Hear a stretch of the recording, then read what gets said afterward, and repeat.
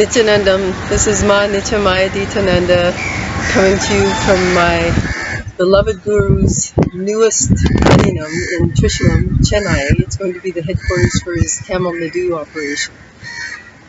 I wanted to talk a bit about what exactly happens when he sets up these harinams, when he sets up these vortexes of energy. It's so hard to understand when you're just coming from the regular reality where nothing makes you feel better, things drain you. You go to the shopping mall, you're exhausted.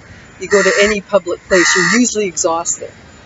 When an incarnation such as Swamiji comes down to the planet, what he's doing is he's installing cosmic energy into these safe havens all over the world so that you can go somewhere and recharge, just like in a video game, so that instead of just being constantly drained out in the world, you can go to these places and recharge. And if you choose the sannyas path, you can actually live in these energy fields for the rest of your life and attain enlightenment and move right out of this reality altogether.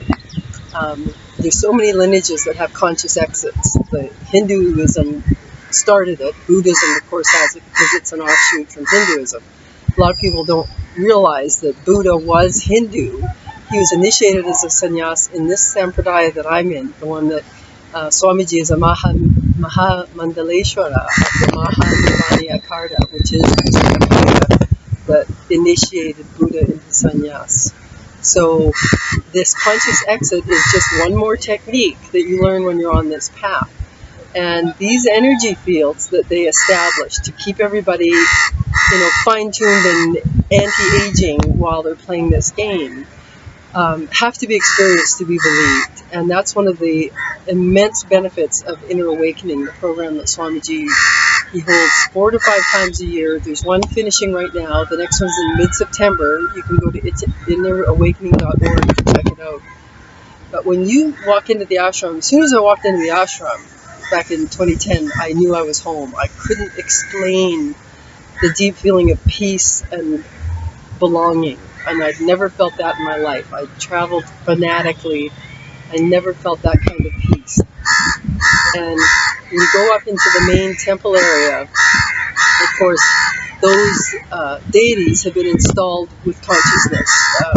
Swamiji, because of being an incarnation, he can perform prana pratishtha on these forms and basically demand the cosmos show up as a conscious being in each of these deities. So these deities are alive. You can go, you can talk to them, you can get answers. People have seen them move, have seen them dance.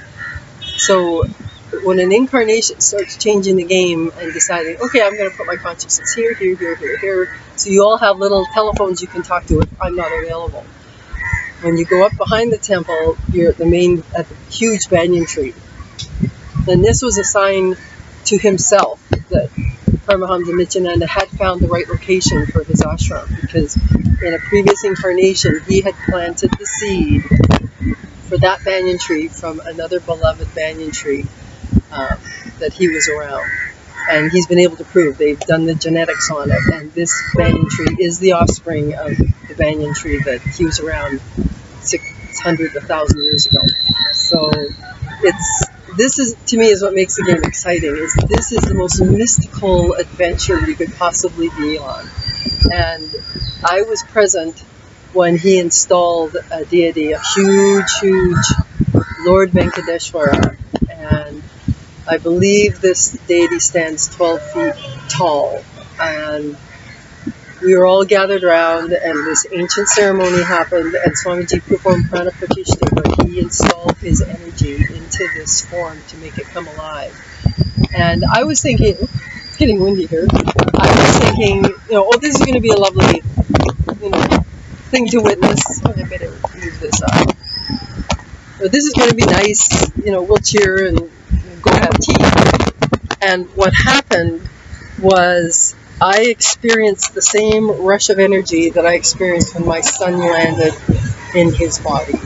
When I gave birth and this form came out of me, it wasn't alive. As Swamiji says, 2 souls cannot live in one body. So that body that I built for him was simply like another organ in me until it hit the air. When it hit the air, soul has permission to enter. And I felt him come flying over my shoulder and hit that body, and he just opened up, turned pink, opened his eyes. It was spectacular. Well, here Swamiji did the same thing to Lord Venkateshwar.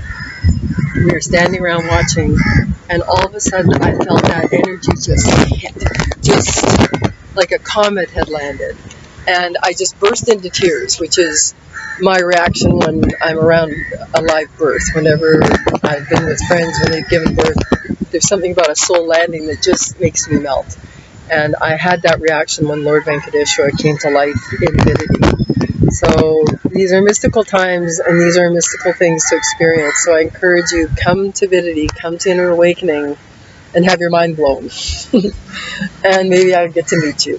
If you have any questions, feel free to post them in the comment section. I will respond to them. Or you can go to my Facebook page, Ma Nitya Maya Nityananda, and send me a private message, and I'll talk to you, especially if you've got concerns or problems.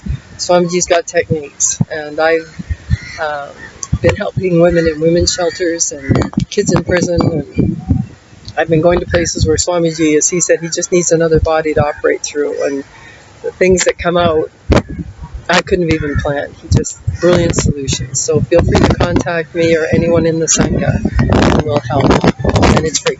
So can't beat that. You can't lose. Thank you for tuning in. This is Ma Nitya Maya Nityananda, which means forever living beyond illusion. Nityanandam.